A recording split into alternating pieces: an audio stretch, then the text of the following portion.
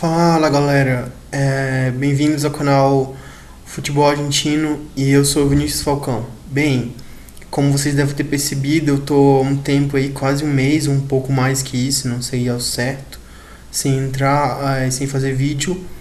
Isso aconteceu porque eu fiz uma viagem para Porto Alegre, lá não deu certo de gravar. Até pensei em gravar lá, mas não deu muito certo de gravar, esqueci o carregador do notebook em casa, enfim, vários problemas aí que deu e não foi possível gravar vídeo lá.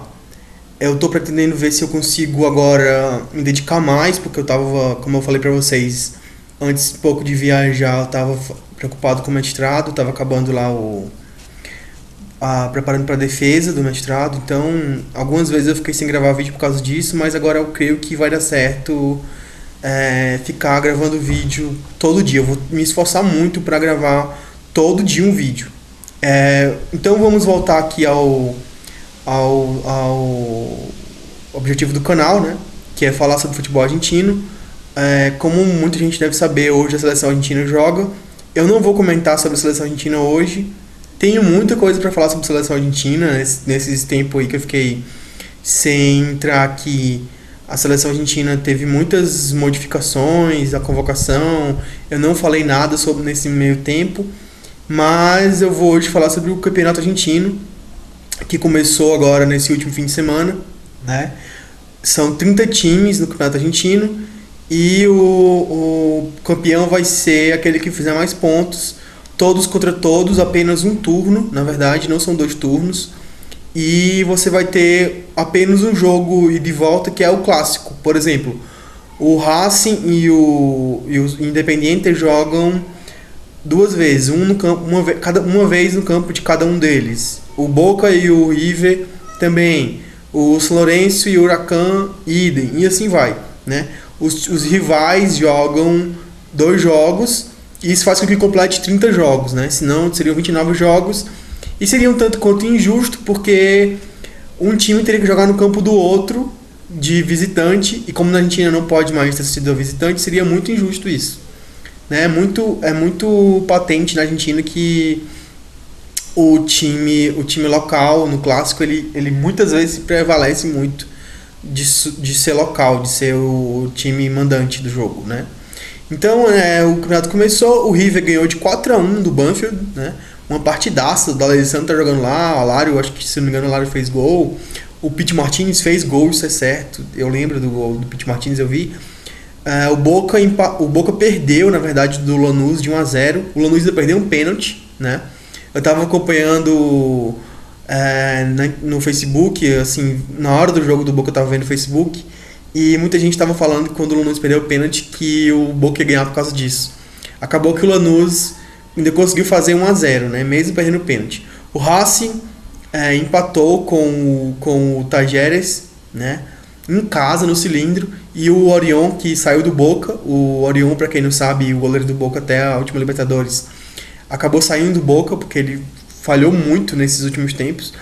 E ele começou estreando no Racing falhando, deu um gol contra lá, incrível. E o Racing apenas empatou, né, com o Tajeres, como eu já falei. O Independiente, como eu disse, eu não falei ainda. O Independiente, ele ganhou do Belgrano, e teve uma baixa significativa. O Leandro Fernandes se lesionou. Voltando aqui um pouco ao Racing e ao Boca também, o Boca se desfez de vários jogadores, né, e trouxe alguns outros. Por exemplo, o Centurion, que estava no São Paulo. Eu não sei eu não estou lembrado aqui se o Boca comprou ou se simplesmente ele pegou por empréstimo o Centurion, mas o fato é que o Centurion hoje é jogador do Boca Juniors, né? O River também se reforçou, todos os times se reforçaram, mas assim, eu acho que o time que teve mais mudanças mesmo foi o Racing, né? O Racing perdeu o Sarra, goleiro, perdeu o Milito, perdeu mais um ou outro jogador que eu não tô lembrando agora, mas ele perdeu jogadores, trocou de técnico nesse meio tempo, porque ele perdeu o Super Campeonato Argentino para o Lanús, em casa, inclusive, perdeu incrivelmente, inventaram esse campeonato para o Racing, e ele perdeu o título, que era um jogo só na casa dele, no Cilindro. Né? O São Lourenço, o Aguirre assumiu e tá mal, né? Perdeu o primeiro jogo pela Sul-Americana, de 2-0, pro Banfield e empatou o primeiro jogo dele com o San Martín de 2-2, né? E os outros times, os times menores, eu vou só informar o resultado. O New Old Boys ele ganhou do Quilmes de 1-0.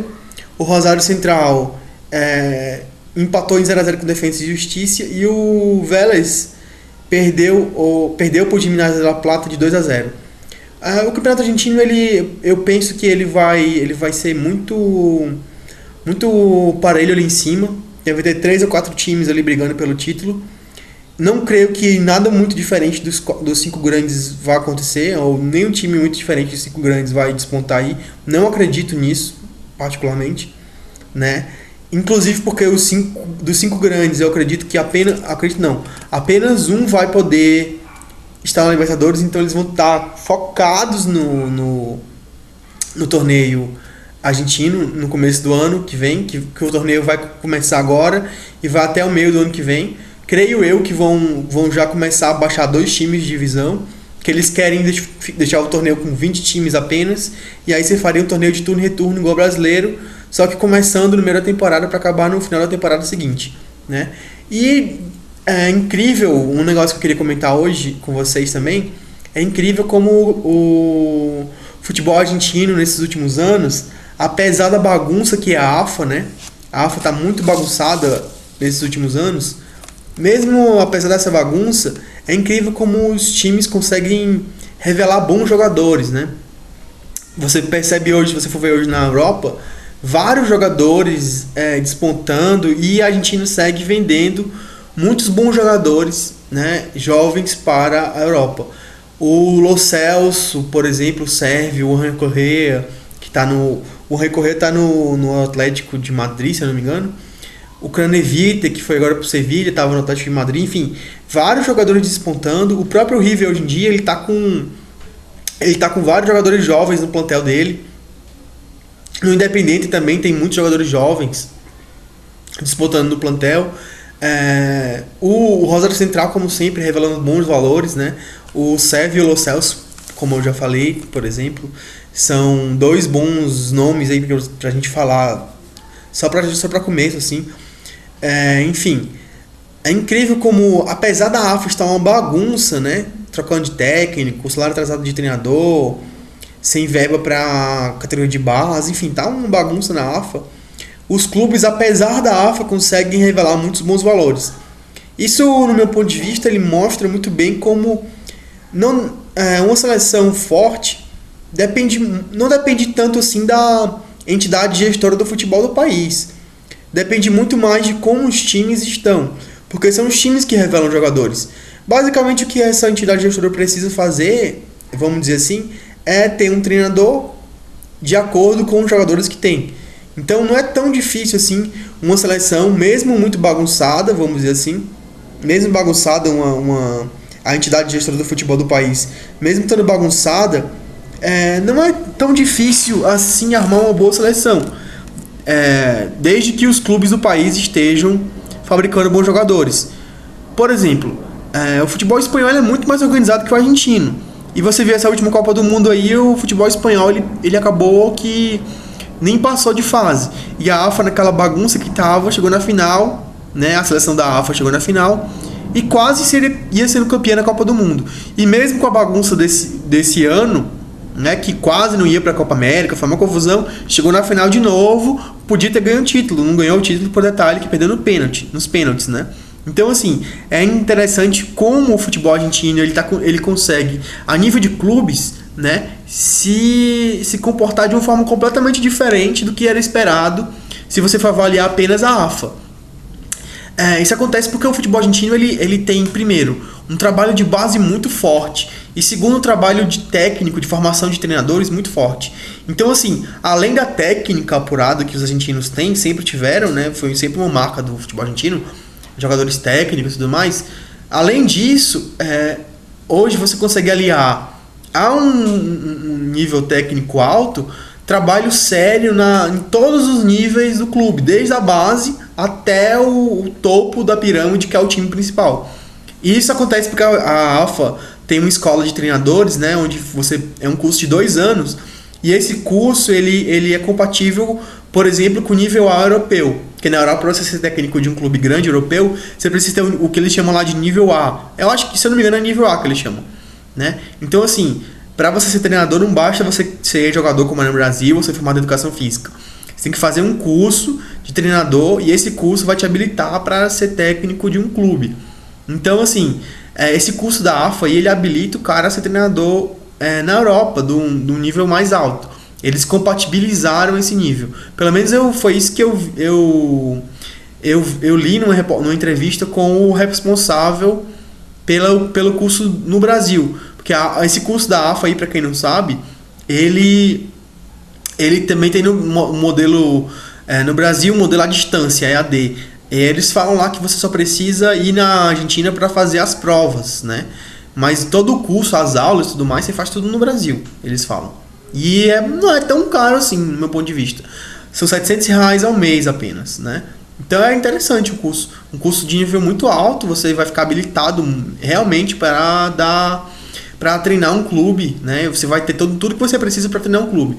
Se você pensa em ser treinador, é uma boa sugestão aí. Então, assim, o futebol argentino, ele consegue, por causa disso, muito por causa disso, dessa organização, que os clubes acabaram se autorresponsabilizando, né? Sem o coitadismo de uma entidade gestora, porque, assim, na Argentina não havia conchavos para colocar o presidente da federação. O Grondona era o presidente eterno, né? Ele ficou mais 20 anos no posto. Então, assim, os clubes vendo essa bagunça, vendo tudo isso, eles acabou que esses clubes se organizaram por si mesmos. De uns 10 anos para cá, mais ou menos, aconteceu isso. E nesse contexto, né, esses clubes começaram a revelar muitos bons jogadores desses 10 anos para cá. Por isso que você vai na Europa, assim, você já vê diversos jogadores argentinos, principalmente homens de frente, mas até zagueiro já está sendo revelado, né, em bom nível. Você vê diversos jogadores argentinos em clubes de topo. É muito difícil você ver um clube de topo na Europa sem um argentino.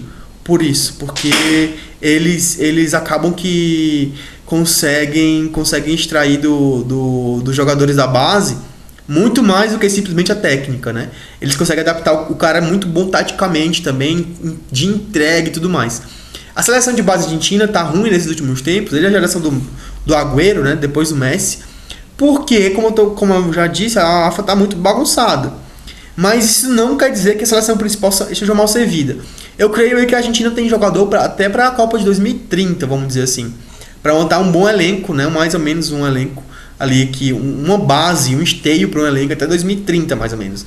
Ou seja, de hoje, da próxima Copa do Mundo para lá, seriam 3 ou 4 Copas a mais, né? Ou 4 Copas aí para frente, a Argentina tem elenco para suprir, tem um esteio, uma base para montar o seu time. Claro que o Messi já não vai estar mais, mas nomes como Lo Celso, Dybala, e outros, né? Outros nomes, eu não vou ficar aqui citando muitos nomes, mas existem nomes, o próprio Serve, enfim, tem muitos nomes que você pode lançar mão até essa Copa de 2030, mais ou menos. Você vai ter jogador que está subindo agora para suprir uma base da seleção argentina. Claro que não tão grande assim.